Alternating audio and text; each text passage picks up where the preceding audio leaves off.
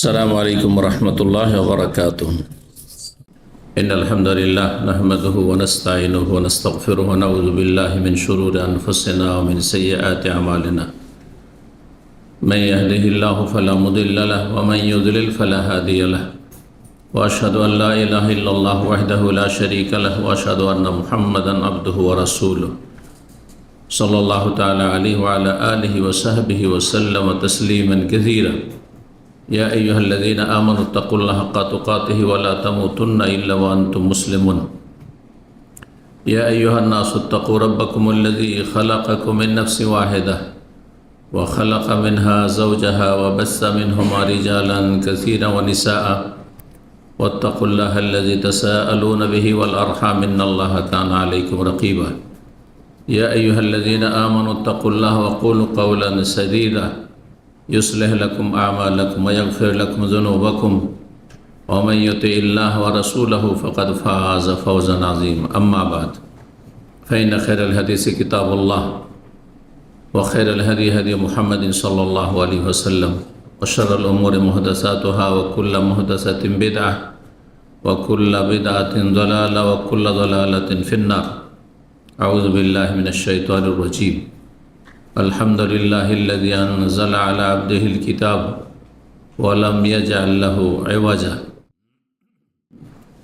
সম্মানিত ভাতৃমণ্ডলী, আল্লাহ রাব্বুল আলামিনের প্রশংসা এবং প্রিয় নবী সাল্লাল্লাহু আলাইহি সাল্লামের উপর অসংখ্য সালাত এবং সালামের পর আজ বৃহস্পতিবার 20 জিলকাদা 1447 হিজরি মোতাবেক 7 মে 2026 আমাদের ধারাবাহিক বিষয়ভিত্তিক আলোচনা আমরা ধারাবাহিক শুরু করেছি। গত সপ্তাহ থেকে কিছু গুরুত্বপূর্ণ জিকির আজকারের ফজিলত সম্পর্কে, বিশেষ খাস জিকির যেগুলির বিশেষ বিশেষ ফজিলত রয়েছে, মহত্ব রয়েছে, যেগুলি আমরা জানলে সেই জিকিরগুলির ক্ষেত্রে আমরা আমাদের গাফিলতি দূর করে আমরা সচেতন হব, সক্রিয় হব এবং তাতে বেশি বেশি আমরা সময় লাগিয়ে অল্প মেহনতে অনেক বেশি অশেষ প্রতিদান নেকি হাসিল করতে পারবো। আল্লাহ যেন আমাদের সকলকে তৌফিক দান করেন। কিছু ইবাদত বন্দেগী এমনই আছে মেহনত একেবারে কম, স্বল্প মেহনতে অনেক বেশি লাভ। এটা দুনিয়ার ক্ষেত্রে মানুষরা বুঝে, যত কম মেহনত পরিশ্রম করতে হয় আর যত বেশি আয় উপার্জন করা যায়, এটা যথেষ্ট বুঝেন আপনারা। কিন্তু স্বল্প মেহনতে অনেক বেশি নেকি করা যায়, যেটি আখিরাতের মূল সম্বল, যেখানে টাকা পয়সা দিরহাম দিনার কিছুই থাকবে না, সেখানে কাজে আসবে একমাত্র আপনার নেকি, আপনার সওয়াব। আর যদি সেটি অল্প মেহনতে হয় আর নেকির পরিমাণ অনেক বেশি হয়, তাহলেও তো আপনি ভাগ্যবান, এতে যদি সময় লাগাতে পারেন। সেগুলির কিছু কিছু ফরজ রয়েছে। ফরজ একেবারে হালকা ফরজ, কোনো কষ্ট হয় না, না শারীরিক কষ্ট হয়, না মানসিক কষ্ট হয়, না আর্থিক কোনো খরচ খরচা করতে হয় কষ্ট হয়, কেন অনেককে পয়সা খরচ করতে কষ্ট লাগে। অল্প মেহনত, তেমন মেহনতই না, বরং তাতে আরো প্রশান্তি লাভ হয়, আরো শান্তি। যত আপনি সেই ইবাদত করবেন তত বেশি আপনি মানসিক, শারীরিক, পারিবারিক, সার্বিক শান্তি পাবেন। আপনি অল্পতে পরিতুষ্টি আসবে। তা হচ্ছে জিকরুল্লাহ তাআলা, মহান আল্লাহর স্মরণ। আলা বিযিকরিল্লাহ তাতমাইন্নুল কুলুব। আল্লাহর জিকির আজকারে মানুষের মনে প্রশান্তি আসে। আর গুরুত্বপূর্ণ একটি জিকির হচ্ছে তাহমিদ, আলহামদুলিল্লাহ পাঠ করা। গত সপ্তাহে তসবিহ নিয়ে আলোচনা করেছি, ফাজাইলে তসবিহ। আজকে ফাজাইলে তাহমিদ, আলহামদুলিল্লাহ বলার ফজিলত। একদিনে আমরা শেষ করতে পারবো না, শুধু আজকে অল্প ফজিলত বয়ান করব। আরেকটি ক্ষেত্র রয়েছে আলহামদুলিল্লাহ বা সুবহানাল্লাহ বা আল্লাহু আকবার ক্ষেত্রগুলি, বিশেষ বিশেষ গুরুত্বপূর্ণ ক্ষেত্র আছে। যদি তসবির ক্ষেত্রে কিছু ক্ষেত্র গত সপ্তাহে আমরা আলোচনা করেছি, কিন্তু আলহামদুলিল্লাহ সম্পর্কে দেখলাম যে অনেক জায়গা আছে যেখানে আলহামদুলিল্লাহ বলা সুন্নাত। সেই জায়গাগুলি একদিনের আমাদের এই সীমিত আলোচনায় করলে অসম্পূর্ণ থাকবে, তাই ইনশাআল্লাহ তাআলা আগামীতে সেটা পুরা করা যাবে। আজকে শুধু ফাজাইলে হামদ, ফাজাইলে তাহমিদ মানে আলহামদুলিল্লাহ বলা, আলহামদুলিল্লাহ বলার ফজিলত 10টি দিক ইনশাআল্লাহ তাআলা আপনাদের সামনে পেশ করব। ফজিলতের আল্লাহ রাব্বুল আলামিন এই তার প্রশংসা, তার হামদ ও সানা গুণগান এত বেশি পছন্দ করেন যে কোরআনে কারীম শুরুই করেছে রব্বুল আলামিন আলহামদুলিল্লাহ রাব্বিল আলামিন, আলহামদুলিল্লাহ রাব্বিল আলামিন। কোরআনে কারীমের সূচনা আলহামদুলিল্লাহ দিয়ে মানুষের শেষ গন্তব্যস্থানে পৌঁছা, তা হচ্ছে জান্নাত। এই জন্য আবুল বাশার মানব জাতির পিতা আদম আলাইহিস সালামকে সৃষ্টি করে আল্লাহ প্রথম জান্নাতে রেখেছেন। আল্লাহ চূড়ান্ত ফয়সালা আছে যে জান্নাতে স্থায়ী না, এখানে এখন স্থায়ী হওয়ার জন্য দুনিয়া থেকে মেহনত করে আসতে হবে। কিন্তু জান্নাত আমাদের পিতা আদম আলাইহিস সালাতু সালামকে আল্লাহ দেখিয়ে দিয়েছেন, যাতে করে সেখানে ফিরার চিন্তা যেন তার সন্তানদের থাকে যে সেখানে ফিরতে হবে। কারণ হারিয়ে যাওয়া সম্পদকে মানুষ মরিয়া হয়ে উদ্ধার করার চেষ্টা করে। যারা একসময় রাষ্ট্রীয় ক্ষমতায় ছিল, সে রাজা বাদশাহী হোক অথবা অন্য রাষ্ট্রনায়ক আছে, রাষ্ট্রপতি, প্রধানমন্ত্রী, পদস্থ ব্যক্তিরা হোক, এরা যখন পদ হারিয়ে দেয়, তারপরে এবার মরিয়া হয়ে উঠে আবার পুনরুদ্ধার কী করে করবে, কেমন করে পুনরুদ্ধার করবে, এটা মানুষের স্বভাবজাত বিষয়। কিন্তু যাদের বংশ পরম্পরা জানা, আমার 14 পুরুষ আমি জানি, আমার আর কেউ রাজা বাদশা ছিল না আমাদের, তা আমাদের অত ফিকির নেই সেখানে পৌঁছা, রাজত্বে পৌঁছার। কিন্তু যাদের জানে যে আমার দাদা, দাদার বাপ, দাদার দাদা কেউ রাজা ছিল, বাদশা ছিল, তো রাষ্ট্রপতি ছিল, প্রধানমন্ত্রী ছিল, ওরে বাপ, সেটা উদ্ধার করার জন্য মরিয়া হয়ে সবসময় থাকবে, সবসময় চিন্তা থাকবে। হারিয়ে যাওয়া বস্তু সবাই উদ্ধার করার চেষ্টা করে। তো এই কথাটি যদি মনে থাকে মানুষের, তাহলে জান্নাতকে ভুলে যাবে না। জান্নাতকে একটি ভুলের কারণে আমাদের পিতা আদম আলাইহিস সালাম হারিয়ে দিয়েছেন, সেখানে পৌঁছিতে হবে। তার জন্য আল্লাহ রাব্বুল আলামিন আমাদেরকে দিক নির্দেশনা দিয়েছেন যে এই হারিয়ে যাওয়া সম্পদ কি করে ফিরিয়ে পাবে। তা হচ্ছে আল্লাহ রাব্বুল আলামিনের ইবাদত বন্দেগী করার মাধ্যমে আল্লাহর রহমত লাভ করা, আল্লাহর সন্তুষ্টি অর্জন করা। আল্লাহর রহমত ছাড়া জান্নাত পাওয়া যাবে না, আর আল্লাহর রহমত ঈমান আমল ছাড়া পাওয়া যাবে না।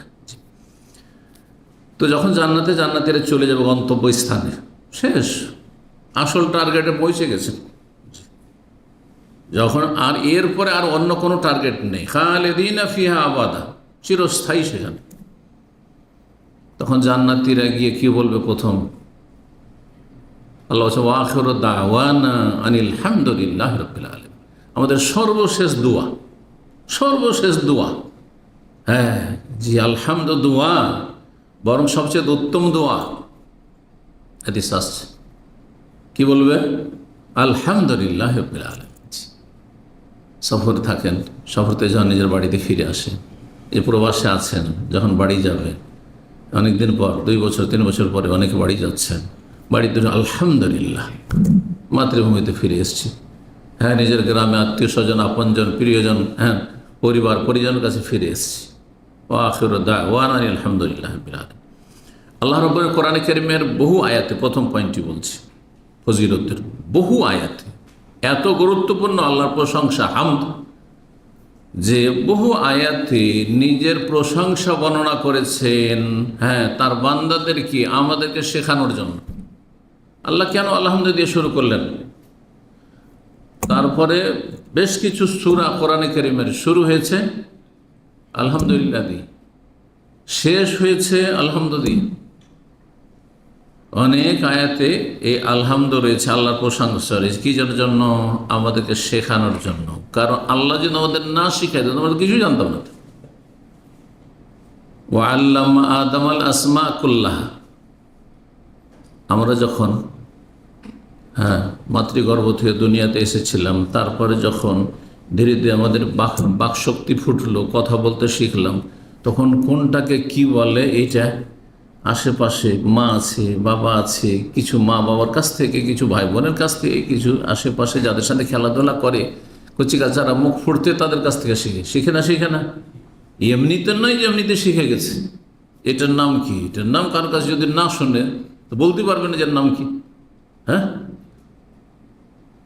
যেটা পানি, এটাও শিখেছে কারো কাছে, প্রথম কানে এসছে যেটার নাম পানি, এটা পানির বোতল, এই শব্দগুলো আল্লাহ আদম আল আসমা কুল্লাহা। আদম আলী সাল্লামকে আল্লাহ সমস্ত নাম শিখে, আদম কার কাছে শিখবেন? কোনো মানুষ তো নেই, এই জন্য আল্লাহ সব নাম শিখিয়ে দিয়েছিলেন। আল্লাহ আদমকে ব্যতিক্রম যে আল্লাহ স্বয়ং শিখিয়েছেন সমস্ত কিছুর নাম পৃথিবীতে। এই যে গাছপালা আছে, পাহাড় পর্বত আছে চারপাশে, একা আদম জানেন না কোনটাকে কি বলে, সব শিখিয়েছেন আল্লাহ রাব্বুল আলামিন। কোনটা কোন পশু, কোনটা কোন পাখি, কোনটার নাম কি, কোন গাছের নাম কি, ইত্যাদি ইত্যাদি, আল আসমা কুল্লাহ। আর এই জ্ঞানের ভিত্তিতে, এলমের ভিত্তিতে তাকে আল্লাহ সম্মানিত করেছেন। এলমের সম্মান বেশি, এই জন্য ফেরেশতারা নূরের তৈরি হলো, তারা সেজদা করেছেন আদম আলাইহিস সালামকে। কিসের জন্য মর্যাদা, কিসের মাধ্যমে? এলমের মাধ্যমে। যে তো আল্লাহ রাব্বুল আলামিন কোরআনে কারিমে বহু আয়াতে আমাদেরকে শেখানোর জন্য তার হামদ নিজেই বর্ণনা করেছেন। জান্নাতীরা আল্লাহ প্রশংসা করবে বললাম, ওয়া আখিরু দাওয়াহুম আলহামদুলিল্লাহি রাব্বিল আলামিন, সূরা ইউনূস আয়াত নম্বর 10। তারপরে সূরা জুমার আয়াত নম্বর 74 আল্লাহ বলছে জান্নাতীরা জান্নাতে যাওয়ার পরে বলবে আলহামদুলিল্লাহিল্লাযী সাদাকানা ওয়াদা ওয়া আওরাসানাল আরদা নাতাবাওয়াউ মিনাল জান্নাতি হাইসু নাশা ফানি'মা আজরুল আমিলিন। সে আল্লাহর যাবতীয় প্রশংসার মধ্যে হামদ আর শুকুর, দুটি কথা আপনারা শুনে রাখেন। যদি আপনাদের জিজ্ঞাসা করে বলতে পারবেন না কিন্তু, যে হামদ মানে প্রশংসা আর শুকর মানে শুকরিয়া মানে কৃতজ্ঞতা, দুটোতে পার্থক্য কী? কিন্তু যারা ভাষাবিদ তারা এগুলোর পার্থক্য বর্ণনা করেছেন, ওলামারা বর্ণনা করেছেন, তাফসীরকাররা বর্ণনা করেছেন। কারণ কোরআনে শুকুর শব্দ রয়েছে, জি, আনিশকুরিল্লাহ, আনিশকুরলি ওয়ালি ওয়ালিদাইক, অশকুরুলি ওয়ালা তাকফুরুন। তো শুকরের অর্থ কি আর হামদের অর্থ কি, আর শুকর আর হামদে পার্থক্য কি আর জানা আছে? বলি আপনাদেরকে। তাহলে শুকরিয়া হয় কোনো অনুগ্রহের বিনিময়, এমনি এমনি যাকে তেমনি বলবেন না ভাই শুকরিয়া ধন্যবাদ বলবেন না, কিন্তু কোনো কিছু পেয়েছেন তার কাছ থেকে, যাই পান আপনি বুঝছেন কি পেয়েছেন, এলেম পেয়েছেন, হেদায়েত পেয়েছেন, অথবা আপনি পয়সা পেয়েছেন, অথবা তার মেয়ে পেয়েছেন, তার ছেলে পেয়েছেন, অথবা কোনো কিছু পেয়েছেন, আপনি চাকরি পেয়েছেন, তার ওসিলা একটু হেল্প পেয়েছেন, ইত্যাদি ইত্যাদি, কোনো কিছু পেয়েছেন। এক কথায় এক বোতল পানিকে ধরে দিতে জাযাকাল্লাহ খায়, শুকরিয়া, শুকরান, ঠিক না? তাহলে নেয়ামত বা অনুগ্রহের একনিষ্ঠে যেটা হয়, কোনো অনুগ্রহ পেলেন তার বিনিময়ে যদি আপনি কারো কৃতজ্ঞতা প্রকাশ করেন, সেটাকে শুকুর বলা হয়। আল্লাহর শুকরিয়া আদায় করার যেমন হুকুম আছে, তেমন হামদেরও হুকুম আছে। হামদ শুকরিয়ার চাইতে অনেক বেশি ব্যাপক, অনেক বেশি ব্যাপক। কেমন করে? আল্লাহর প্রশংসা করি, আল্লাহর শুকরিয়া আদায় করি, দুটো ভাষা কিন্তু আমরা বলি। আল্লাহ শুকরিয়া আদায় করছি, আর যেমন হচ্ছে আল্লাহর প্রশংসা করছি, গুণগান করছি, আলহামদুলিল্লাহ। দেখেন, খেয়ে দিয়ে বা যেই যে জায়গাগুলোতে আল্লাহর শুকরিয়া আদায়ের জন্য শেখানো হয়েছে, সেখানে আশকুরুলিল্লাহ বলা হয়নি। কি শেখানো হয়েছে? আলহামদুলিল্লাহ। খেয়ে দে আলহামদুলিল্লাহ, সুস্থ হয়েছেন আলহামদুলিল্লাহ, তাই না? আলহামদুলিল্লাহ। বালা মুসিবত থেকে বেঁচে গেলেন আলহামদুলিল্লাহ। কেন? কারণ হামদ আল্লাহর প্রশংসা কারো অনুগ্রহ পেলেও করা হয়, না পেলেও করা হয়। দুটোকে সামিল। তো আল্লাহ রাব্বুল আলামিন যদি কোনো কিছু আপনাকে আমাকে দেন, সব কিছু যা দিয়েছেন সবই আল্লাহর, অন্য কেউ দেয়নি। কিন্তু কখনো কখনো কিছু ঘাটতি দেখছেন, অসুস্থ আছেন, আল্লাহ তোমার শুকরিয়া আদায় করছি যে আমি অসুস্থ, বলা যাবে না, না, এটা এখানে প্রযোজ্য নয়। কিন্তু আল্লাহ তোমার প্রশংসা করছি, আলহামদুলিল্লাহ আলা কুল্লি হাল। দুর্ঘটনার শিকার, অ্যাক্সিডেন্ট হয়ে গেলেন, বলবেন আল্লাহর শুকরিয়া, আল্লাহ শুকরিয়া, বেঁচে গেলাম সেজন্য বলতে পারেন যা আছে, এখনো কিছু গেল, কিছু আছে, গাড়ি গেল, একটু ক্ষত বিক্ষত হইলাম, কিন্তু আছি, সেজন্য শুকরিয়া আদায় করবেন। কিন্তু ক্ষতির ওপরে শুকরিয়া নাই, কিন্তু ক্ষয়ক্ষতি যে হয়ে গেল তাতে কি বলবেন? আলহামদুলিল্লাহ। এই জন্য সর্ব অবস্থায় আলহামদুলিল্লাহ আলা কুল্লি হাল, সর্ব অবস্থায় আল্লাহর প্রশংসা, আল্লাহর গুণগান। জি, তাহলে হামদ শুকরিয়ার চাইতে অত্যন্ত ব্যাপক এই দিক থেকে। তো আল্লাহ রাব্বুল আলামিন সূরা জুমারে বর্ণনা করেছেন, আলহামদুলিল্লাহ সাদাকানা ওয়াদা, জান্নাতের আল্লাহ, সেই আল্লাহর যাবতীয় প্রশংসা যিনি তার প্রতিশ্রুতি ওয়াদাকে সত্য করে দেখিয়েছেন, যে মুমিনদেরকে জান্নাত দেবো, কাফেরকে জাহান্নামে দেবো। আলহামদুলিল্লাহ, এটা চোখের সামনে দেখতে পেলাম। কাফের পাপিষ্ঠরা চোখের সামনে জাহান্নামে গেল, আলহামদুলিল্লাহ জান্নাত পেয়ে গেছে। ও আওরাসানাল আরজা, আর জান্নাতের ভূমির আমাদেরকে ওয়ারিস, উত্তরাধিকারী বানিয়েছেন। না এমন বিশাল রাজত্ব, বিশাল ভূমি, না তাবাউ মিন হাইসু নাশা, যেখানে ইচ্ছে সেখানে ঘুরে বেড়াবো। দুনিয়ায় এই সুযোগ নেই, সারা পৃথিবীর ভিসা আপনার কাছে নেই। তার যে কত যে পাইতারা করতেছে, আর কত যে তাদের শর্ত পূরণ করতেছে, তারপর রেজেক্টেড। তাবাউ মিনাল জান্নাতি হাইসু নাশা ফানি'মা আজরুল আমিলিন, যারা আমল করে এসেছে দুনিয়ায়, হ্যাঁ, কর্মজগতে আমলে যখন সুযোগ ছিল তখন তাদের জন্য কতই না সুন্দর প্রতিদান, কতই না সুন্দর আজর, পুরস্কার। সূরা আরাফের 43 আলহামদুলিল্লাহ হাদানা লিহাযা, জান্নাতে যাওয়ার পরে জান্নাতের নিয়ামত দেখবে, বলবে আলহামদুলিল্লাহ হিল্লাযী হাদানা লিহাযা, আল্লাহ যে হেদায়েত করেছিলেন সেই জন্য এখানে আসতে পেরেছি। ওয়া মা কুন্না লিনাহতাদিয়া, এই জান্নাতের রাস্তা পেতাম না, লাউলা আন হাদানা আল্লাহ, যদি আল্লাহ আমাকে জান্নাতের রাস্তা না দেখাইতেন, আমার পরিবারকে, আমার পরিজনকে, আমার আপনজনকে, আমার যেই ভাইয়েরা মুমিন মুসলিম যারা এসেছে এখানে, যদি আল্লাহ হিদায়াত না করতেন, রাস্তা না দেন, তাহলে কখনো পেতাম না। এবার সূরা ফাতিহা আয়াত 34 রয়েছে। এক একটি করে আয়াত যদি জান্নাতীদের সম্পর্কে বলি, অনেকগুলি আয়াত এই ক্ষেত্রে রয়েছে। আয়াত 34 আল্লাহ বলছেন, দুনিয়াতে বান্দারা সবসময় সুখে থাকে নাকি? ধার্মিক হয়ে খুব সুখে থাকে? বরং তাদের বেলা মুসিবত বেশি। তাদের জন্য দুনিয়া হচ্ছে সিজনুল মুমিন, মুমিনের জন্য জেল। এটা হারাম, এটা নাজায়েজ, এখানে যাওয়া যাবে না, এই কথা বলা যাবে না, এটা দেখা যাবে না, ঠিক না? বাধা নিষেধ মেলায়, ব্যবসা বাণিজ্য করতে গিয়ে এটা চলবে না, ওইটা চলবে না। কিন্তু হারামখোরদের জন্য সব জায়েজ, সব জায়েজ তাদের জন্য। আচ্ছা, দুনিয়াতে কত শোক, কত দুঃখ, কত কষ্ট, কত বিপদ আপদের সম্মুখীন হচ্ছে, কত জালেমের জুলম বরদাস্ত করতে হচ্ছে। কিন্তু সেখানে যাওয়ার পরে স্বস্তি মিলবে, বলবেন আলহামদুলিল্লাহিল্লাযী আযহাবা আন্নাল হাযান, সে আল্লাহর যাবতীয় প্রশংসা, যিনি সমস্ত দুনিয়ার যে দুঃখ কষ্ট ছিল সব দূর করে দিয়েছে, আর কোনো দুঃখ কষ্ট নেই। মারা যাওয়ার পরে মুমিন বান্দার কিয়ামত শুরু হয়ে গেছে, তখন আর কোনো কষ্ট নেই। অসুস্থ ছিল, ক্যান্সার আক্রান্ত ছিল, আর খুব কষ্ট পাচ্ছিল, পারিবারিক কষ্টে ছিল, আর্থিক কষ্টে ছিল, কোনো কষ্ট নেই, সব শেষ হয়ে গেছে। আলহামদুলিল্লাহ দ্বারা কয়টি সূরা শুরু হয়েছে? সূরাতুল ফাতিহা, সূরা আনআম, আর সূরা কাহফ, সূরা সাবা, সূরা ফাতির, আর সূরা তাগাবুন। কয়টি? 6টি সূরা শেষ করেছেন। 5টি সূরা, সূরাতুল ইসরা, সূরাতুল ইসরা শেষখানে রয়েছে, শেষ আয়াত। হ্যাঁ, বলতে পারেন কেউ? তার আগের আয়াত থেকে বলি আমি।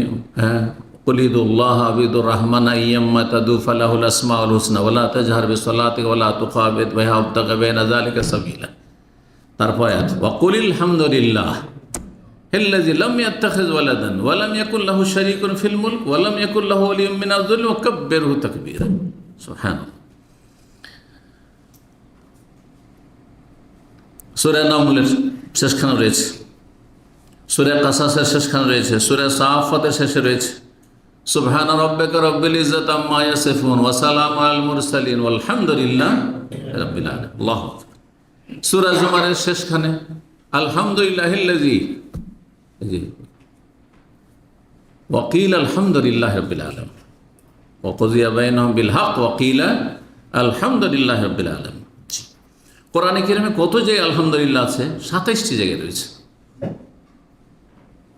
27টি জায়গায় রয়েছে।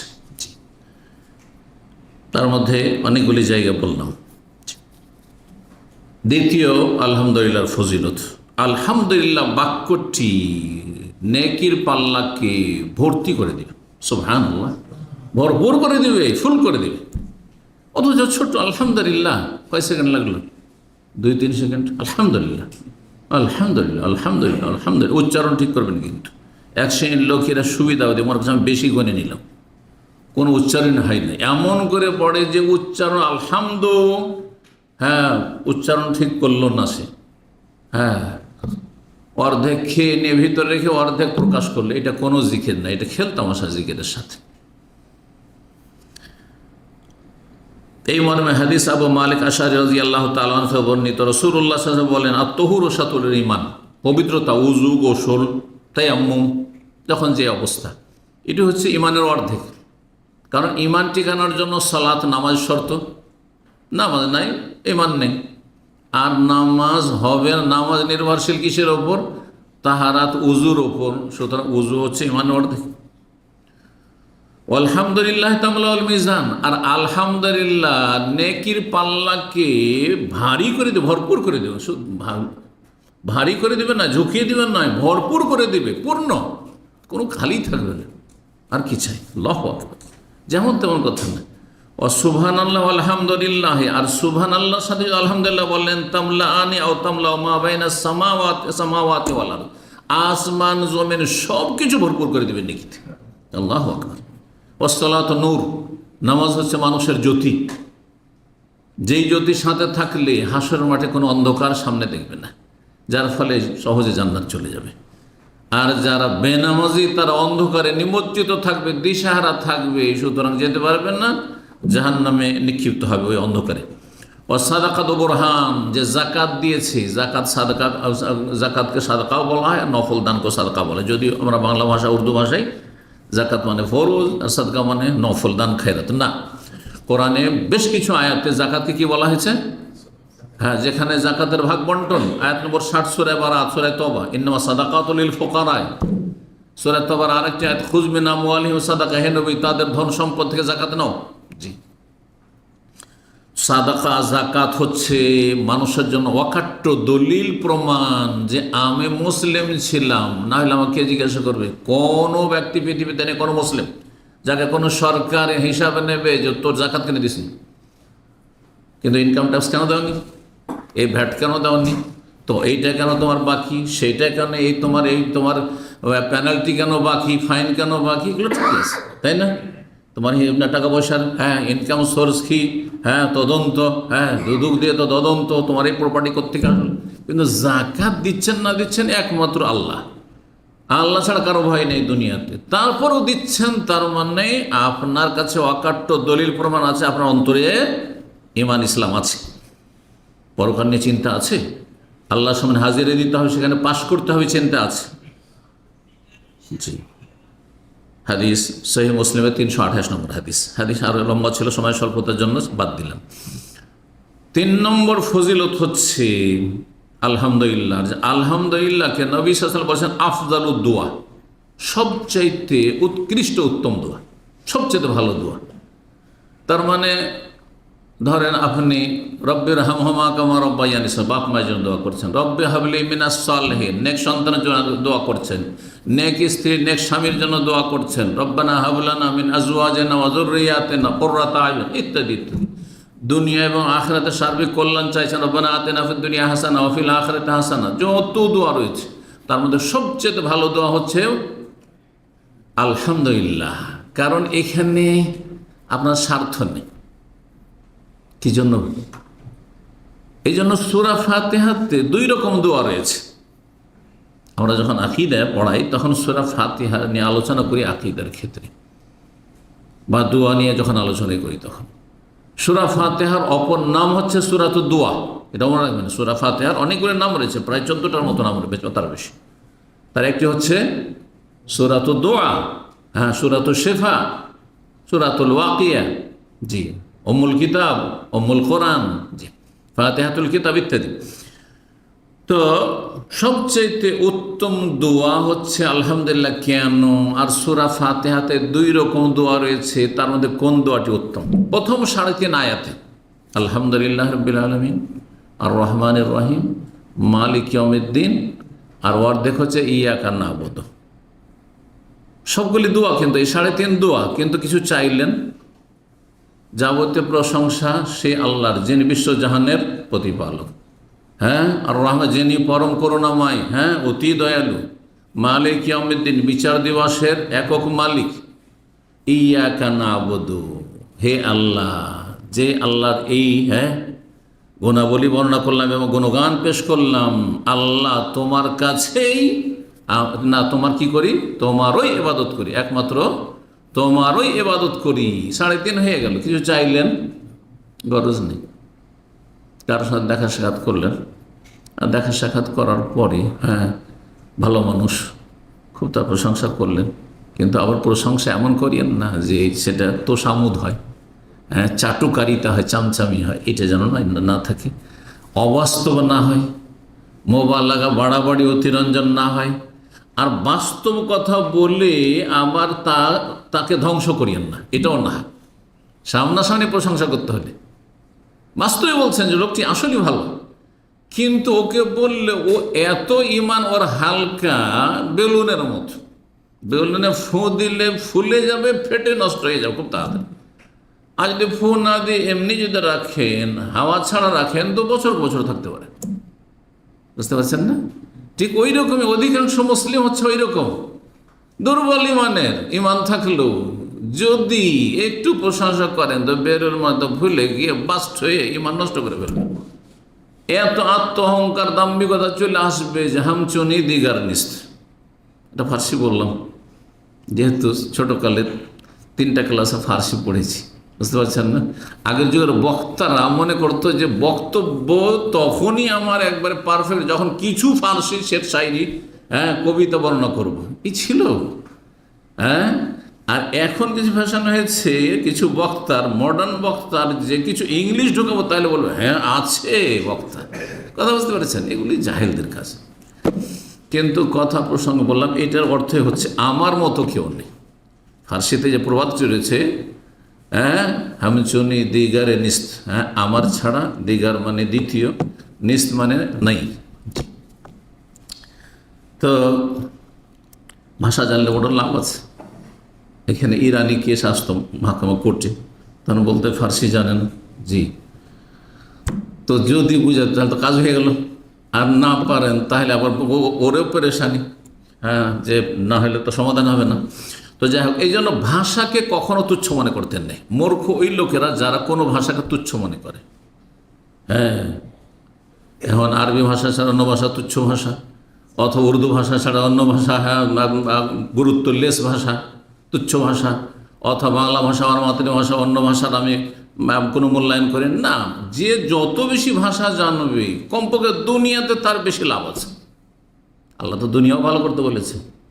এই জন্য ভাষা জ্ঞান থাকা মন্দ নয়, যদি তাতে আবার আল্লাহ সন্তুষ্টির নিয়ত থাকে, দাওয়াইল আল্লাহর উদ্দেশ্য থাকে, তো নেকিও। আপনি কোনো ভাষা শিখে যদি উদ্দেশ্য থাকে যে এই ভাষাভাষীদেরকে হজ মৌসুমে পাবো, সারা বিশ্বের লোকের আসবে, আমি তোকে দাও দেবো। যদি নাও পান, সৎ নিয়তে ভাষাটা আপনি, হ্যাঁ, সংরক্ষণ করেছেন, শিখে রেখেছেন, ফায়দা।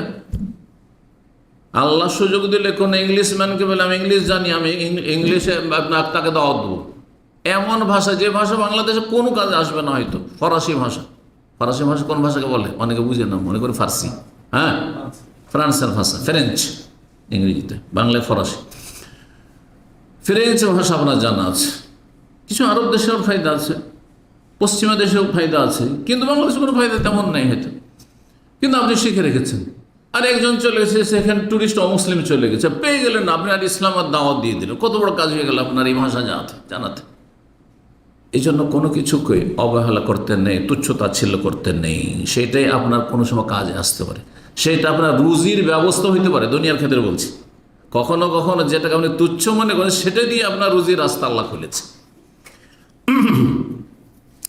তো বলছিলাম যে প্রশংসার কথা, না মানুষের প্রশংসা করলে চিন্তা করে, কথা লম্বা না করে ফিরে আসি। সবচেয়ে উত্তম দোয়া কি? আলহামদুলিল্লাহ। কেন বলছেন কথাটি কমপ্লিট করি। এই 3.5 আয়াত আল্লাহর কাছে কিছু চাইলেন না, এই জন্য 3.5 এই প্রথম 3.5 আয়াতের দোয়া, আর পরের 3.5 আয়াতে কি রয়েছে? ওয়াইয়াকা নাস্তাইন, আল্লাহ তোমার কাছে সাহায্য চাইলেন। তারপরে ইহদিনাস সিরাতাল মুস্তাকিম, আল্লাহ সহজ সরল সোজা পথ দেখাও, সেটাও নিজের গরজে চাইলেন আপনি।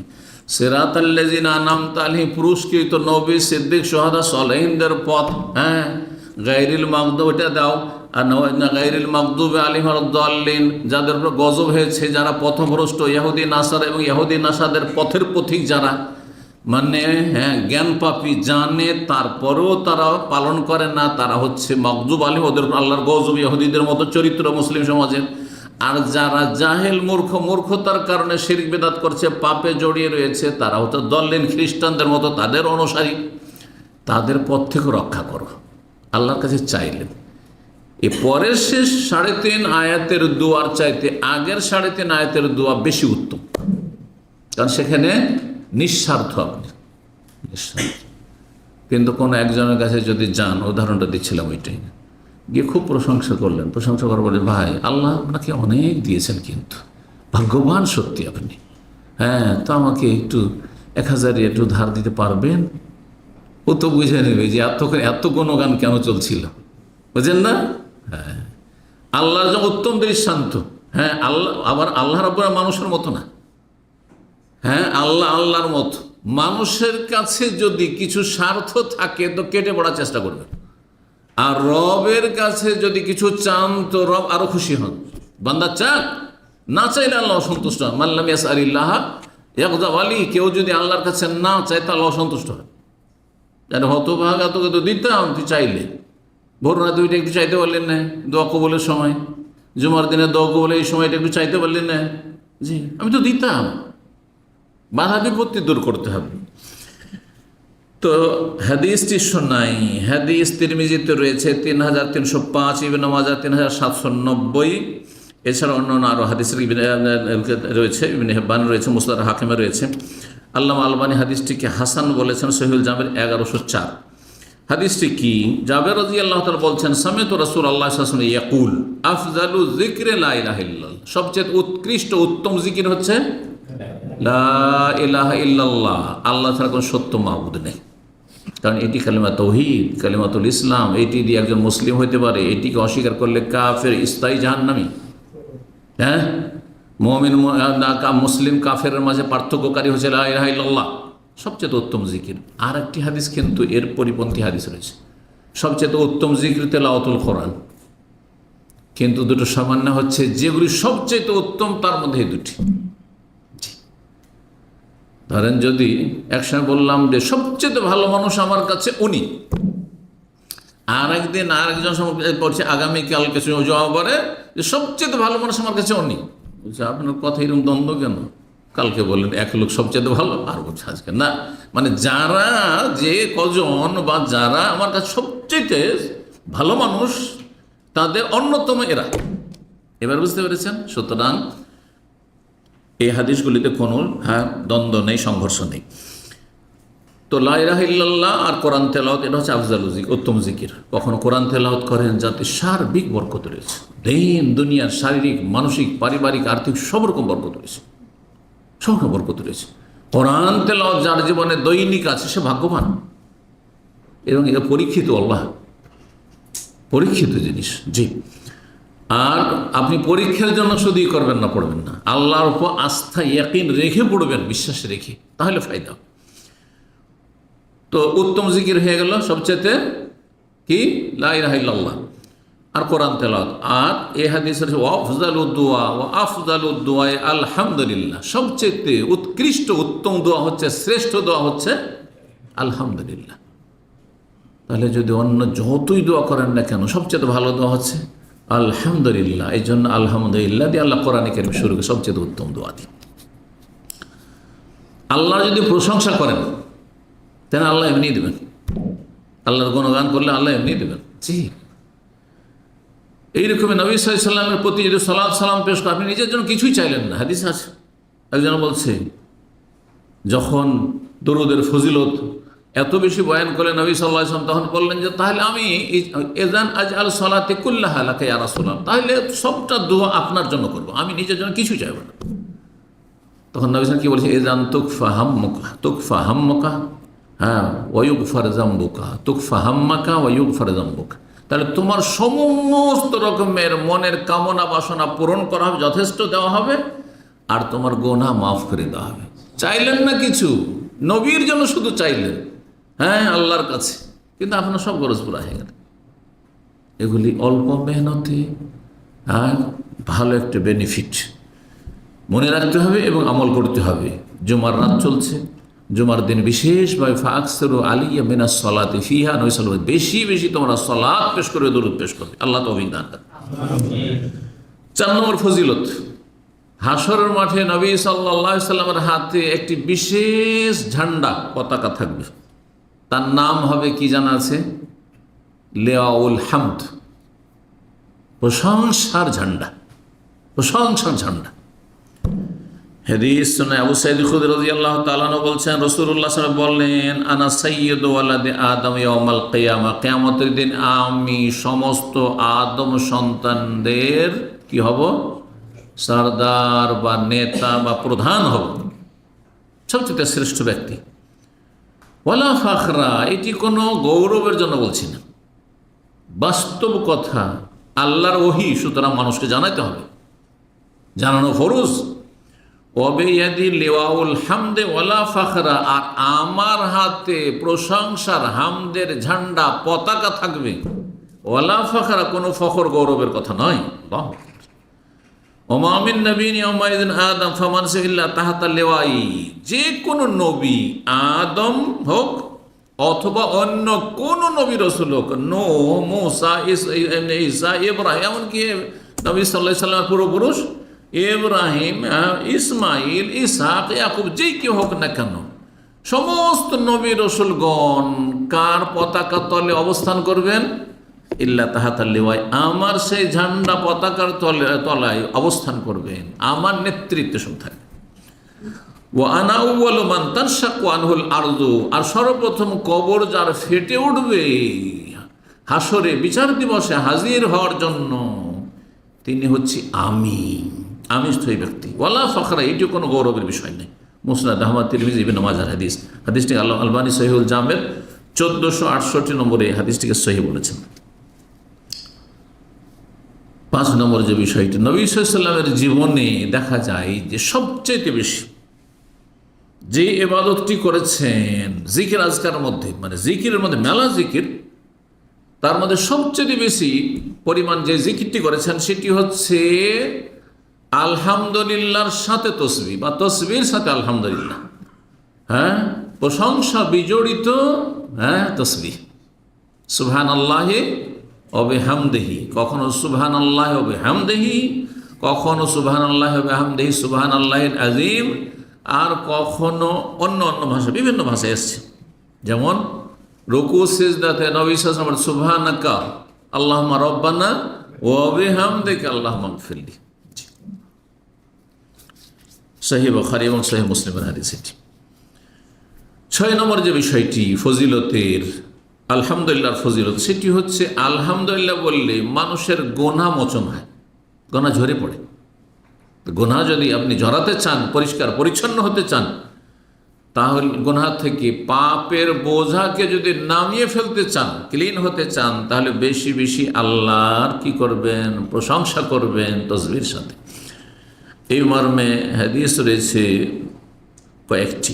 আবু হুরায়রা রাদিয়াল্লাহু তাআলা আনহু বর্ণিত একটি হাদিস, নবী সাল্লাল্লাহু আলাইহি ওয়াসাল্লাম বলেন, মান ক্বালা সুবহানাল্লাহি ওয়া বিহামদিহি ফি ইয়াউমিন মিআত মাররা, যে ব্যক্তি প্রতিদিন 100 বার করে কি করবে? সুবহানাল্লাহি ওয়া বিহামদিহি বলবে, আল্লাহর কি করছি? তাসবিহ পাঠ করছি তার প্রশংসার সাথে সাথে, হামদের সাথে সাথে। এটা যে করবে, হুত্তাত খাতায়াহু, তার গুনাহগুলি ঝরিয়ে দেওয়া হবে, পরিষ্কার পরিচ্ছন্ন করে দেওয়া হবে। ওয়াইন কানাত মিসলা জাবাদিল বাহরি, যদিও সাগর মহাসাগরের ময়লা আবর্জনার সম পরিমাণ হোক না কেন, ফেনার সমান হোক না কেন। সাগরে কত ময়লা আবর্জনা জমে আছে, কত জায়গায়, হ্যাঁ, ভাসমান হয়ে আছে, কত ফেনা, ঢেউয়ের কারণে ফেনা হয়ে আছে, হ্যাঁ, এত পরিমাণ যদি তার গুনাহ থাকে, তবু সেগুলো ক্ষমা করে দেবেন রব্বুল আলামিন। সুবহানাল্লাহি ওয়া বিহামদিহি যদি 100 বার বলেন, 4.5 মিনিট লাগবে মাত্র, বেশি লাগবে না। সুবহানাল্লাহি ওয়া বিহামদিহি, সুবহানাল্লাহি ওয়া বিহামদিহি, সুবহানাল্লাহ। মসজিদে যাচ্ছেন, আপনার মসজিদ যেতে 5 মিনিট লাগবে, আপনি চুপচাপ কেন আছেন? অভ্যাস করেন। মসজিদে ফিরে আসছেন, ধরেন মসজিদে যাওয়ার সময় হয়তো বলেন, কেউ কথা বলছেন, মসজিদে ফিরে আসুন, যে কোনো সময় কাজে যাচ্ছেন, গাড়িতে আছেন, আপনি এমনি বসে আছেন, একটা সিগন্যালে আপনার 5 মিনিট, কমপক্ষে 4-5 মিনিট, আর অনেক সময় যদি একবার থেমে যেতে হয় আর 10 মিনিট, এমনি এমনি বসে আছেন আপনি, আর এদিক সে তাকাচ্ছেন, কারো মেজাজ গরম হচ্ছে, কারো ভুলভাল দেখে একটা গাল বেরিয়ে গেল মুখ দিয়ে, উল্টো গুনহার বোঝা। তা না করে আপনি নিজেকে ভালো কাজে মশগুল রাখেন। সুবহানাল্লাহি ওয়া বিহামদিহি, সুবহানাল্লাহি ওয়া বিহামদিহি, সুবহানাল্লাহি ওয়া বিহামদিহি, আস্তাগফিরুল্লাহ ওয়া আতুবু ইলাইহি ইত্যাদি। লা হাওলা ওয়া লা কুওয়াতা ইল্লা বিল্লাহ। বহু জিকির আজকার রয়েছে। মাত্র 4 মিনিট, 4.5 মিনিটে আপনি এত নেকি পাচ্ছেন, আপনি যে সমস্ত গুনাহ ঝরিয়ে দেওয়া হবে। কাবিরা গুনাহ যদি হয় আপনার জীবনে, তাহলে তওবা তার সাথে করতে হবে, তওবা যোগ করেন, মাফ হয়ে যাবে। আর সাগীরা গুনাহ যতই থাকে না কেন, সব মাফ হয়ে যাবে। নবী সাল্লাল্লাহু আলাইহি সাল্লামের এই হাদিস। দ্বিতীয় হাদিসের মর্মে আরেকটি শোনাই। এই হাদিস সহিহ বুখারীতে রয়েছে 5926, আর সহিহ মুসলিমে 4857। আর একটা হাদিস, সেটিও আবু হুরায়রা বর্ণনা করছেন, বলছেন রাসূলুল্লাহ সাল্লাল্লাহু আলাইহি ওয়াসাল্লাম বলেন, মান কালা হিনা ইউসবিহু ইয়ামসি, কেউ যদি সকাল আর বিকেল, সকাল সন্ধ্যা, বিকেল বলতে আসর থেকে নিয়ে আপনি মাগরিব পর্যন্ত পড়েন, এটি বেশি উত্তম। যদি ভুলে যান মাগরিব পরে পড়ে নেন। সকাল ফজর হয়েছে সুবহ সাদেক থেকে শুরু করে মাথার উপর সূর্য আসার আগ পর্যন্ত সকাল যেহেতু বলা হয়, যে কোনো সময় পড়ে নিতে পারেন, যত তাড়াতাড়ি সকাল সকাল পড়ে নেবেন তত ভালো। যদি কেউ সকাল সন্ধ্যা সুবহানাল্লাহি ওয়া বিহামদিহি বলে, আল্লাহ তসবিহ করলো, আল্লাহর হামদ প্রশংসার ফজিলত, মিআত মাররা 100 বার, লাম ইয়াতি আহাদুন ইয়াউমাল কিয়ামাতি বিআফযালা মিম্মা, তার চাইতে বেশি ভালো নেকি নিয়ে, বেশি পরিমাণ নেকি নিয়ে কেউ হাসর মাঠে আসতে পারবে না। ইল্লা আহাদুন ক্বালা মিসলা মা ক্বাল আও যাদা আলাইহি, তবে কেউ যদি আপনার মতো সেম সেম করে বা আপনার চাইতে বেশি, আপনি 100 বার পড়েছেন, আর একজন 150 পড়েছে, 200 পড়েছে, 500 পড়েছে, তখন সে দিয়ে যাবে। নাহলে আপনার চাইতে বেশি নেকি নিয়ে কেউ যেতে পারবে না। সহিহ মুসলিমের 4858 নম্বর হাদিস। 7 নম্বর ফজিলত আলহামদুলিল্লাহ, তা হচ্ছে জান্নাত মানে কি? হ্যাঁ, জান্নাতের শাব্দিক অর্থ কি? জান্নাত মানে বাগান, জান্নাত মানে বাগান। এই জন্য জান্নাতকে কোনো জায়গায় এক বচন বলা হয়েছে, কারণ বাগান বললে একটা গাছ দিয়ে বাগান হয় না, হ্যাঁ, অনেক গাছ হলে বাগান হয়। আর জান্নাত বলা হয়েছে মানে বহুমুখী, বহু রকমের ফলারের বাগান। সেই জন্য শুধু আম বাগান না, আর শুধু আপনার আপেল বাগান না, আর শুধু আপনার খেজুর বাগান না, বরং সব রকম ফল মূলের বাগান থাকবে। সেজন্য জান্নাতিন তাজরি মিন তাহতিহাল আনহার, বহু বাগান বিশিষ্ট। এর অর্থ কি করে থাকেন যারা অনুবাদক, বহু বাগান বিশিষ্ট, তাহলে সেখানে বহু বাগান রয়েছে, আর বহু রকম ফলের বাগান রয়েছে। জান্নাতের গাছ যা আছে তো আছে, আর আরও চান আপনি, কে চায় না বাগান? কারো যদি 10 বিঘা 20 বিঘা, আমাদের অঞ্চলে আম বাগান খুব বেশি, আম বাগানে কিন্তু ঢুকে যায়, এত বিশাল বিশাল বাগান আছে, এপার থেকে ওপার কিছুই দেখা যায় না। আম বাগানে কেউ কাউকে শেষ করে দিলে কোনো হদিস পাবেন না, একই বাগানের ভেতরে এক সাইডে আপনি আছেন, কিছুই জানতে পারবেন না, এত বিশাল বিশাল বাগান, কোনো কিছু দেখা যায় না। তো আর আরব দেশে যারা খেজুর বাগান দেখেছেন, বিশাল বিশাল বাগান, তারা তো জানেন। তো জান্নাতে আপনি এক একবার সুবহানাল্লাহ বলা, এক একবার আলহামদুলিল্লাহ মানে একটা জান্নাতে, আপনার যে জান্নাত সেই জান্নাতে একটা গাছ রোপণ করলেন। গাছ কি করলেন? রোপণ করলেন। জি, এই মর্মে হাদিস শোনাই আব্দুল মাসউদ রাদিয়াল্লাহু তাআলা আনহু বলেন, তিনি বলছেন রাসূলুল্লাহ সাল্লাল্লাহু আলাইহি ওয়াসাল্লাম বলেছেন, লাকিতু ইব্রাহিম লাইলাতা উসরিয়া বি, আমি সাক্ষাৎ করলাম ইব্রাহিম আলাইহিস সালাতু ওয়াস সালামের সাথে আমার নৈশ ভ্রমণের রাতে, মেরাজের রাতে। জমিনি সফরকে ইসরা বলা হয়, আর আকাশের সফরকে মেরাজ বলা হয়। মেরাজ মানে চড়া, আরাজ আরাজ হয়ে যায় চড়ার, আপনার সিঁড়ি বা লিফটকে মেরাজ। আর আপনার আসরা ইউসরি সুবহানাল্লাযী আসরা বিআবদিহি মানে রাতের ভ্রমণ। এই রাতে যে আমাকে ভ্রমণ করানো হয়েছিল 7 আসমানের ওপর, তাতে ইব্রাহিম আলাইহিস সালামের সাথে সপ্তম আকাশ মোলাকাত হয়েছে। নবী সাল্লাল্লাহু আলাইহি ওয়াসাল্লাম বলছেন, তিনি আমার পিতা ইব্রাহিম আলাইহিস সালাম বলেন, ইয়া মুহাম্মদ, হে মুহাম্মদ সাল্লাল্লাহু আলাইহি ওয়াসাল্লাম। ছেলের নাম ধরে ডাকবেন না, কিন্তু আমার আপনার জন্য হারাম, জায়েজ নয়, আল্লাহ কোরআন নিষেধ করেছেন। সাহাবায়ে কেরাম কেউ এটা করতেন না, ইয়া রাসূলুল্লাহ, ইয়া নবী আল্লাহ এইভাবে বলতেন, ইয়া হাবিবাল্লাহ এভাবে বলতেন। তো বলছেন যে ইব্রাহিম আলাইহিস সালাম বললেন, হে মুহাম্মদ, আকরি উম্মাতাকা মিন্নিস সালাম, তোমার উম্মতকে আমার পক্ষ থেকে সালাম দিয়ে দিও। আল্লাহু আকবার। কোন সাহাবা আলাইহি আলাইহিস সালাম বলেছেন ইব্রাহিম আলাইহিস সালামের এই হাদিস? জি, ওয়া আলাইকা ওয়া আলাইহিস সালাম ইয়া খলিল আল্লাহ। জি, আমার তরফ থেকে আপনার উম্মতকে বা তোমার উম্মতকে সালাম দিয়ে দিও। ওয়া আখবিরহুম, এবং তাদেরকে জানিয়ে দিও কি, আন্নাল জান্নাত তাইয়্যিবাতুত তুরবা, জান্নাতের মাটি হচ্ছে বড়ই উৎকৃষ্ট মাটি, উৎকৃষ্ট ভূমি। তুরবা মাটি, উৎকৃষ্ট মানে উর্বর, সম্পন্ন, যাতে উর্বর শক্তি অনেক বেশি থাকে। আজবাতুল মা, সেখানকার পানি হচ্ছে অত্যন্ত সুমিষ্ট, সুমিষ্ট পানি। আমাদের আশেপাশে কত পানি, পানির অভাব আছে, সাগর আর সাগর, কিন্তু এই পানি পান করে বাঁচতে পারবেন? কখনো পারবেন না, তাই না? পানি যদি না থাকে বিল্ডিংয়ে, কি যে অবস্থা হয়ে যাচ্ছে, আল্লাহু আকবার, মনে হচ্ছে অশান্তির শেষ নেই। তখন বুঝতে পারছি, কিন্তু দেশে তো পানি অনেক সময় আজাব হয়ে যাচ্ছে, তো পানির কোনো মূল্যই নেই, এর নিয়ে আমাদের কোনো কদরই নেই, মূল্যায়নই নেই। বড় নিয়ামত পানি।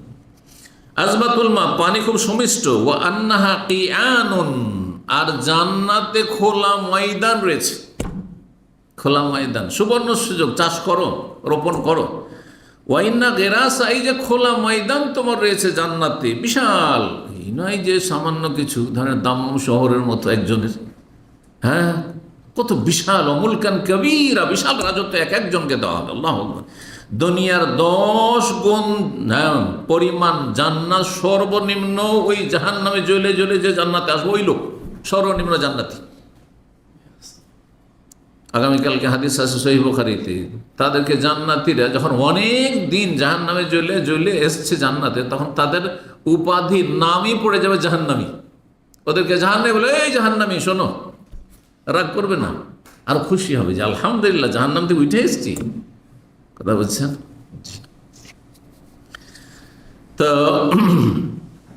সেখানকার ওয়াইন্না গিরাসাহা, আর সেখানে গাছের বাগানের যে গাছের রোপণ, সেটা কি দিয়ে হবে? সুবহানাল্লাহ বলে একটা গাছের রোপণ হয়ে গেল, আলহামদুলিল্লাহ বলেন একটা গাছ রোপণ করলেন আপনি। জি, চারা রোপণ করা, বুঝলেন তো? চারা রোপণ করা, আমের চারা রোপণ করেছেন কেউ? লিচুর গাছ, জি হ্যাঁ, এগুলো চারা তৈরি করা হয়েছে। আমি শুধু মাদ্রাসায় পড়িনি, আমাদের আম গাছ ছিল আর লিচুর গাছ ছিল, নিজে চারা লাগিয়েছি, ডালকে চেঁচে চেঁচে নিজে চারা বেঁধেছি, মাটি বেঁধে, তারপরে তাতে জড় ফুটেছে, তারপর সেখান থেকে কেটে নিয়ে গিয়ে আব্বার সাথে রহমতুল্লাহ আলাইহি কেটে নিয়ে আবার গাছ জমিতে লাগিয়েছি। জি, সব রকম অভিজ্ঞতা আছে। নবী সাল্লাল্লাহু আলাইহি ওয়াসাল্লাম যখন মরুভূমির গাছপালার কথা বলতেন, তখন সাহাবায়ে কেরাম আশ্চর্য হতেন, ইয়া রাসূলুল্লাহ, আপনি মরুভূমির এত খবর কি করে রাখেন? তখন নবী সাল্লাল্লাহু কি বলতেন? সাহাবীরা বলতেন, তাহলে মনে হচ্ছে যে আপনি বকরি চড়িয়েছেন মাঠে, মাঠে আপনি বকরি চড়িয়েছেন। তখন কি বলেছেন নবী সাল্লাল্লাহু আলাইহি ওয়াসাল্লাম? ওয়া মা মিন নাবিয়্যিন ইল্লা ওয়াকাদ রাআ, এমন কোন নবী নেই যে বকরি ছাগল চড়ায়, সবাই বকরি রাখাল ছিল। ছড়িয়েছে। সুতরাং মাঠে ময়দানে কোন ঘাস পাত থাকে তা অভিজ্ঞতা আছে, ওই রকমই। জি, তো এই ছিল হাদিস। আর সুবহানাল্লাহ বলে একটা গাছ লাগানো হয়ে গেল, আলহামদুলিল্লাহতে একটা গাছ রোপণ হয়ে গেল, লা ইলাহা ইল্লাল্লাহ বলে একটা গাছ রোপণ হয়ে গেল, আল্লাহু আকবার বলে এক গাছ রোপণ হলো। তাহলে 100 বার সকালে আমি পরীক্ষা করে দেখেছি 8-10 মিনিট লাগবে, বেশি লাগবে না, 10 মিনিটের বেশি লাগবেই না, যত আস্তে ধীরে পড়ে না। সুবহানাল্লাহ আলহামদুলিল্লাহ লা ইলাহা ইল্লাল্লাহ আল্লাহু আকবার, সুবহানাল্লাহ আলহামদুলিল্লাহ লা ইলাহা ইল্লাল্লাহ আল্লাহু আকবার, 100 বার। কতটি গাছ লাগা হয়ে গেল? 400 হয়ে গেল। 4টা বাক্য আর 100 বার করে হলো, তাহলে কত হয়ে গেল? 400 গাছ। 400 গাছের বাগান 10 মিনিটের মধ্যে হয়ে গেল, রোপণ করা হয়ে গেল। আল্লাহু আকবার। তিরমিজিতে হাদিসটি রয়েছে 3384 নম্বর হাদিসটিকে আল্লামা আলবানী রাহিমাহুল্লাহ সহিহুল জামি 5152 হাদিসটিকে হাসান বলেছেন। 8 নম্বর ফজিলত, আলহামদুলিল্লাহ হচ্ছে আল্লাহর কাছে সবচাইতে প্রিয় বাক্য। আলহামদুলিল্লাহ বলে যখন আল্লাহর প্রশংসা করবেন, আল্লাহর কাছে এটি সবচেয়ে প্রিয় যে কয়েকটি বাক্য রয়েছে তার অন্যতম। এই মর্মে সামরা বিন জুনদুব রাদিয়াল্লাহু তাআলা আনহু বর্ণিত হাদিস রয়েছে সহিহ মুসলিমের 3985 নম্বর হাদিস। বলছেন রাসূলুল্লাহ সাল্লাল্লাহু আলাইহি ওয়াসাল্লাম বলেন, আহাব্বুল কালামি ইলাল্লাহি আরবা, সবচেয়ে প্রিয় বাক্য হচ্ছে আল্লাহর কাছে 4টি, সুবহানাল্লাহি ওয়ালহামদুলিল্লাহি ওয়া লা ইলাহা ইল্লাল্লাহ আল্লাহু আকবার। হ্যাঁ, তাসবিহ আর তাহমিদ, তাহলিল, লা ইলাহা ইল্লাল্লাহ তাহলিল আর তাকবীর। এর নামগুলো শুনে রাখেন, কারণ অনেকে হয়তো তসবিহটা বুঝে, তকবীর বুঝে, কিন্তু তাহমিদ বললে, তাহমিদ আবার কি? আলহামদুলিল্লাহ বলতে হবে। তাহমিদ মানে আলহামদুলিল্লাহ বলা, আর তাহলিল মানে লা ইলাহা ইল্লাল্লাহ বলা। জি। তারপরে নবী সাল্লাল্লাহু আলাইহি ওয়াসাল্লাম বলছেন যে সিরিয়াল মেনটেন করতে হবে। কি বলছেন? না, লা ইয়াদুররুকা বিআইহিন্না বাদাত, তোমার কোনো ক্ষয়ক্ষতি নেই, কোনো পার্থক্য পড়বে না, যেটা দিয়েছে সেটা দিয়ে শুরু করো। আগে সুবহানাল্লাহ বলো, না আগে আলহামদুলিল্লাহ বলো, না আগে লা ইলাহা ইল্লাল্লাহ দিয়ে শুরু করো, না আল্লাহু আকবার দিয়ে শুরু করো, কোনো অসুবিধা নেই। সহিহ মুসলিমের হাদিস। আরও এই মর্মে হাদিস রয়েছে মুসনাদ আহমদে, যাতে রয়েছে ইন্নাল্লাহ ইস্তাফা মিনাল কালাম আরবা, আল্লাহ কথার মধ্যে 4টি কথাকে, 4টি বাক্যকে সব বিশেষভাবে মনোনীত করেছেন। ওখানে আহাব্বুল কালাম রয়েছে, এখানে রয়েছে মনোনীত করেছেন, মানে পছন্দ করেছেন, আল্লাহর চয়েসের পছন্দনীয় বাক্য। সেগুলি কি? সুবহানাল্লাহ আলহামদুলিল্লাহ লা ইলাহা ইল্লাল্লাহ আল্লাহু আকবার। জি, সেখানে অতিরিক্ত আরও ফজিলত রয়েছে, সেটি শুনে রাখেন যে আলহামদুলিল্লাহ বলে কতটি নেকি। বলছেন যে সুবহানাল্লাহ বলবে কুতিবাত লাহু বিহা 20 হাসানা, 20 নেকি। আলহামদুলিল্লাহ সুবহানাল্লাহ বললেন, কি হলো? 20 নেকি। ওয়া হুত্তা আনহু 20 সাইয়্যা, আর কয়টি গুনাহ মাফ হলো? 20টি গুনাহ ঝরিয়ে ফেলা হলো। ওমান কাল আল্লাহু আকবার, কেউ যদি আল্লাহু আকবার বলে তো ফামিসলু যালিক, এইরকমই 20টি নেকি, 20টি নেকি হলো 20টি, আর 20টি গোনা মাফ হইল। ওমান কালা লা ইলাহা ইল্লাল্লাহ ফামিসলু যালিক, যে লা ইলাহা ইল্লাল্লাহ বলবে অনুরূপ পাবে, মানে 20টি নেকি হলো, 20টি গোনা মাফ হলো। ওমান কালা আলহামদুলিল্লাহি রাব্বিল আলামিন, যে বলবে মিন কিবালি নফসি, নিজের পক্ষ থেকে বললো, জি, কুতিবা লাহু বিহা 30 হাসানা, 30 নেকি লিখা হইল।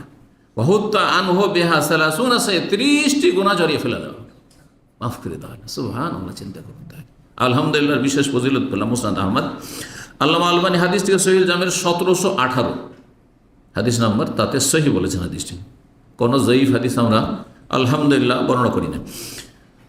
জি, তবে অনিচ্ছাকৃত যদি ভুল হয়, মানুষ মতে ভুল হইতে পারে। 9 নম্বর ফজিলত, তা হচ্ছে বান্দা যখন রবের প্রশংসা করে আলহামদুলিল্লাহ বলে, আল্লাহ সন্তুষ্ট হয়ে যান, আল্লাহ রাজি হয়ে যান। আল্লাহর নিয়ামত, আল্লাহ অনেক কিছু দিয়েছেন, অনেক কিছু দিয়েছেন, হয়তো অনেক সময় হক আদায় করতে পারছেন না ঠিকভাবে। আলহামদুলিল্লাহ যখন বলবেন, অন্তর থেকে বলবেন, আর মুখ দিয়ে উচ্চারিত হবে, শুধু মুখে বলবেন না, বরং অন্তর থেকে সেটা অন্তরস্থল থেকে বলতে হবে। তাতে আল্লাহ কি হয়ে যান? সন্তুষ্ট হয়ে যান। সহিহ মুসলিমের 4915 নম্বর হাদিস, আনাস বিন মালিক রাদিয়াল্লাহু তাআলা বর্ণনা করেছেন। তিনি বলেন, রাসূলুল্লাহ সাল্লাল্লাহু আলাইহি ওয়াসাল্লাম বলেছেন, ইন্নাল্লাহা লা ইয়ারদা আনিল আবদি, আল্লাহ বান্দার উপর সন্তুষ্ট, রাজি হয়ে যান। কখন? আইয়াকুল আকালাতা, খাবার খেলেন আপনি, দিনে কতবার খাবার খাচ্ছেন? হালকা খান, বেশি খান, কম খান? আজকালকার মানুষ তো 5 মিনিট 10 মিনিট পর কিছু না কিছু খেতেই আছেন। একবার একটু চকলেট খেলেন, তো আরেকবার একটু কফি খেলেন, আরেকবার চা খেলেন, তো আরেকবার আর কিছু খেলেন, হ্যাঁ জুস খাচ্ছেন, সুবহানাল্লাহ। তো খেজুর খেলেন, তো নাট খেলেন, এটা সেটা করতে আছেন। মানে আপনার নিজে আপনি বলতে পারবেন আমি কয়বার কত মুখ নাড়া দিয়েছি, কত কি খেয়েছি। যখনই কিছু খেলেন ফায়াহমাদহু আলাইহা, তার উপর আল্লাহর প্রশংসা করলো, আলহামদুলিল্লাহ বললো। আও ইয়াশরাবু শারবাতা, অথবা এক ঢোক পানি খেলো। কতবার পানি খাচ্ছি আমরা, কতবার পানি পান করছেন আপনি? ইয়াশরাবু শারবাতা, এক ঢোক পানি পান করলেন, একটু আগে পানি পান করলাম শুরুতে। যে ফায়াহমাদু আলাইহা বললেন আলহামদুলিল্লাহ, এতে কি হয়ে যান? আল্লাহ ইন্নাল্লাহ লা ইয়ারযা আনিল আবদি, বান্দার উপর আল্লাহ সন্তুষ্ট রাজি হয়ে যান, আর আল্লাহ নারাজ না যে আমি আল্লাহর হক আদায় করলাম না, আল্লাহর নিয়ামত ভোগ করলাম, হক আদায় করলাম না, হক আদায় করলাম। 10 নম্বর ফজিলত, স্বয়ং ইমাম বুখারী রাহিমাহুল্লাহ একটি অধ্যায় দিয়ে ফজিলতটি বর্ণনা করেছেন। সহিহ বুখারীতে রয়েছে, সহিহ বুখারীতে অধ্যায় নিয়ে এসছেন, সেই হাদিসের অংশকে কোট করে ইমাম বুখারী রাহিমাহুল্লাহ হাদিসটি সনদ সহ নিয়ে আসেননি, এই জন্য যে ইমাম বুখারী রাহিমাহুল্লাহ শর্ত খুব কড়া, শক্ত কড়া ছিল, যার ফলে অনেক সহিহ হাদিস তার শর্তের নিম্নে থাকায় তিনি হাদিসে সেটিকে জায়গা দেননি, কিন্তু সে হাদিসে ইঙ্গিত করে যে একটা সহিহ হাদিস আছে, অন্য হাদিসের কিতাবে সেটি আছে। হাদিসটি শোনাই, ফজিলতটি শুনেন আগে। ইমাম বুখারী কি বলছেন? এই অধ্যায় বাবু তাইমে শাকিরে মিসলু সাইমে সাবির, এই অধ্যায় হচ্ছে ইমাম বুখারী বলছেন যে শুকরগুজার খানেওয়ালা, যে খাবার খেলো, আহার গ্রহণ করলো, আর কি করলো?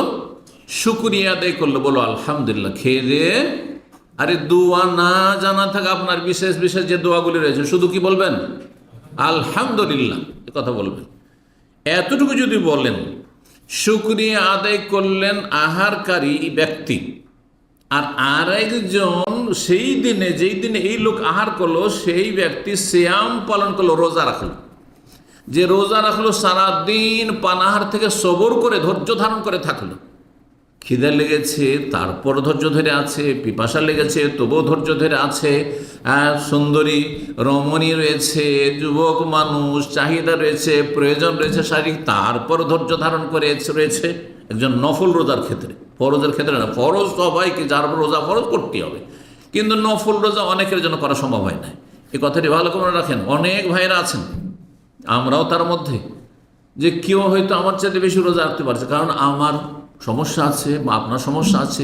রোজা রাখলে কি হয়? মাথার ব্যথা শুরু হয়ে যায় কারো কারো, আবার রোজা রাখলে অনেক সময় পেশাবের জ্বালা শুরু হয়ে যায়, বা স্টোনের সমস্যা হইতে পারে গরম দেশে, অথবা রোদরে কাজ করতে হয়, ছোটাছুটি করতে হয়, উপায় নেই, আর এটা আমার সম্ভব হয় না।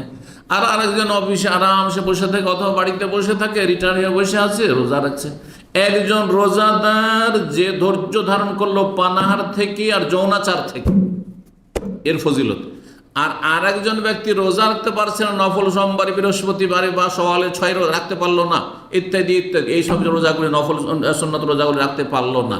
সেই ব্যক্তি খাবার খেলো দিনে 3 বার করে, কিন্তু যখনই খেলো, যখনই পান করলো, তখন বললো আলহামদুলিল্লাহ, সমান সমান নাকি? সুবহানাল্লাহ।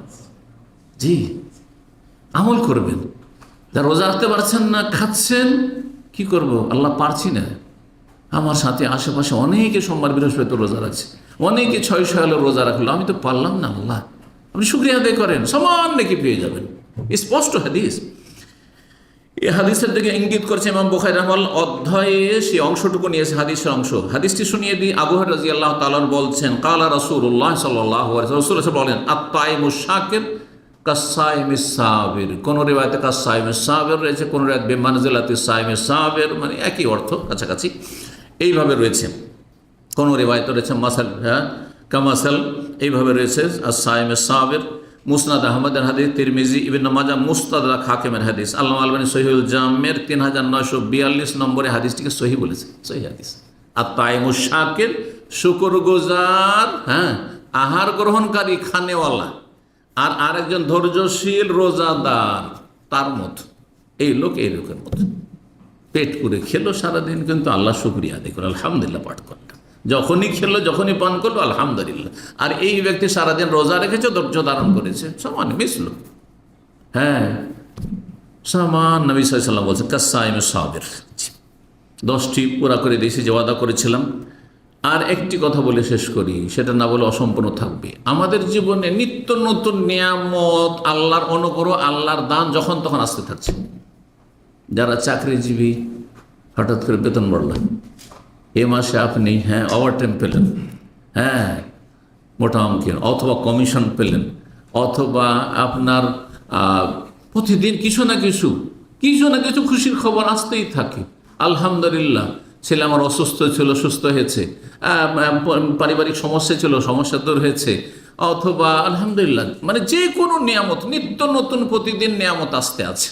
ছেলেটা মাশাআল্লাহ ভালো রেজাল্ট করেছে, তারপরে এই হয়েছে, সে হয়েছে, ছেলেটা অমুক এতে ইউনিভার্সিটিতে চান্স পেয়েছে, অথবা অমুক জায়গায় চান্স পেয়েছে, ছেলেটা হাফেজ কোরআন হয়েছে, আজকে পাশ করেছে, ইত্যাদি।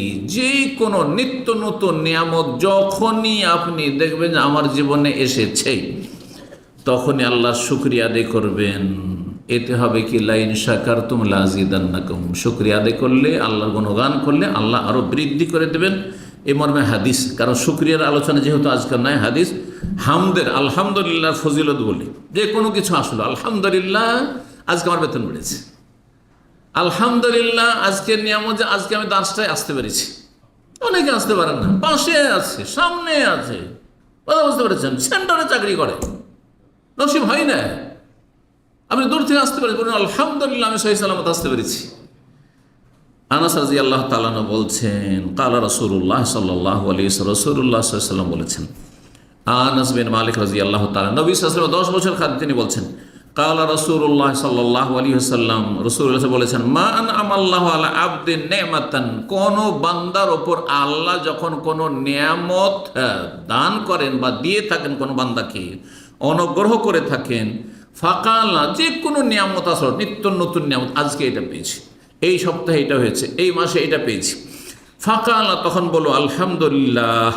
কি বললো? আলহামদুলিল্লাহ। যখন আলহামদুলিল্লাহ বললেন, ইল্লা কানাল্লাযী আতাহু আফযালা মিম্মা আখাযা, আল্লাহ যদি আমার আপনার থেকে কিছু নিয়ে থাকেন, মানে কিছু ঘাটতি কমতি, অসুখ বিসুখ, বিপদ আপদ আছে, তার চাইতে অনেক বেশি উৎকৃষ্ট সেটা হয়ে যায় যখন আপনি তার উপর আল্লাহর হামদ করেন, আলহামদুলিল্লাহ বলি। তার মানে আল্লাহ তুমি অনেক কিছু নিয়েছো, কিন্তু অনেক কিছু দিয়েছো, আলহামদুলিল্লাহ। তখন হবে কি, যে আপনার যেটা ঘাটতি হয়েছে তার চাইতে অনেক বেশি বেনিফিট, অনেক বেশি লাভ এতে হয়েছে। তার একটা দিক হচ্ছে আপনার বালা মুসিবতগুলো হালকা হয়ে যাবে, আস্তে আস্তে বিপদ আপদ দূর হয়ে যাবে, ঝুঁকি টেনশন যা আছে দূর হয়ে যাবে। ইবনে মাজার 3795 নম্বর হাদিস, আল্লাহ আলবানী সহিউল জামের 5563 নম্বরে হাদিসটিকে সহি বলেছেন। ওয়াইন তাউদ্দু নি'মাতাল্লাহি লা তুহসুহা, আল্লাহর নিয়ামতকে যদি গণনা করো শেষ করতে পারবে না। কত নিয়ামত প্রতিদিন আসছে, ঘুম হয় না অনেকের, প্রতিদিন ঘুম হয় না। আজকে আলহামদুলিল্লাহ ঘুমটা হয়েছে, শরীরে স্বস্তি আছে, মন মেজাজটা ভালো আছে, নিত্য নতুন নিয়ামত না, আজকের এটি নিয়ামত, আলহামদুলিল্লাহ আজকে ঘুমটা হয়েছে, আলহামদুলিল্লাহ খুব ক্লান্ত ছিলাম, আলহামদুলিল্লাহ খুব শরীরটা খারাপ করছিল, আজকে আলহামদুলিল্লাহ সুস্থতা অনুভব করছি, আলহামদুলিল্লাহ। যে কোনো ক্ষেত্রে যখনই আলহামদুলিল্লাহ বলবেন, আল্লাহ সন্তুষ্ট হবেন এবং আল্লাহ রাব্বুল সে নিয়ামতকে লাযিদান্নাকুম, বৃদ্ধি করে দেবেন। আল্লাহ বুঝার তৌফিক দান করেন, আমল করার তৌফিক দান করেন, আল্লাহ শুকরিয়া আদায়ের তৌফিক দান করেন, আল্লাহর গুণগান করার তৌফিক দান করেন, আল্লাহর সন্তুষ্টি অর্জনের তৌফিক দান করেন। আল্লাহ রাব্বুল আলামিন জান্নাতুল ফিরদৌস দান করেন, জাহান্নামের আযাব থেকে, কবরের আযাব থেকে, দুনিয়ার আযাব শাস্তি, বালা মুসিবত থেকে, জালিমের জুলুম থেকে আল্লাহ আমাদেরকে হেফাজত করেন। মুসলিম ভাই বোনরা যে যেখানে রয়েছেন, বিশেষ করে যারা মজলুম, জুলম অত্যাচারের শিকার হচ্ছেন, আল্লাহ তাদের হেফাজত করেন, আল্লাহ তাদের খাস মদত করেন। তাদের ভুল ত্রুটি, অন্যায়, জুলম অত্যাচার পাপ থাকলে আল্লাহ দিনের দিকে ফিরে আসা তাদের তৌফিক দান করেন। সুবহান রাব্বিকা রাব্বিল ইজ্জাতি আম্মা ইয়াসিফুন ওয়া সালামুন আলাল মুরসালিন ওয়াল হামদুলিল্লাহি রাব্বিল আলামিন।